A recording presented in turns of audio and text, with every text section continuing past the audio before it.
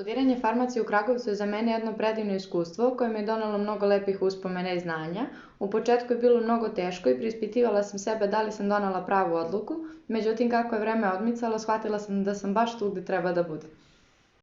Prednosti ovog fakulteta jesu te što ukoliko si redovan student, redovno pohađaš nastave i vežbe, možeš da završiš sa obavezama na vreme i da imaš više slobodnog vremena za sebe i za odmor. Međutim, to je ujedno i mana ovog fakulteta, jer treba dosta snage, truda i energije da se uloži kako bi se sve to postiglo i često se desi da budemo premoreni. Ni sa čim se nisam nešto posebno mučila, svaki predmet je zahtevao vreme i da mu se posvetimo na odgovarajući način, ali eto, kao jedan od težih predmeta izdvojit ću instrumentalne metode, zato što je to za mene bilo suvoparno učenje i bilo mi je potrebno da mu posvetim mnogo više vremena u odnosu na neke druge predmete koji su po gradivu bili teži. Jesam, od prve godine sam volonter javnog zdravlja Asocijacije studenata farmacije u Kragujevcu, a od pre 2 godine sam postala i član tima i obavljam funkciju koordinatora javnog zdravlja.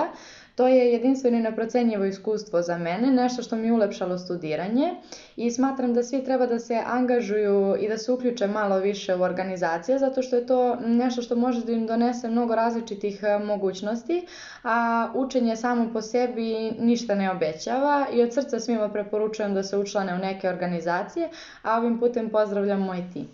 Smatram da je Kragujevac idealna prilika za sve koji ne vole veće gradove, koji ne vole tu neku buku, jurbu i žurbu.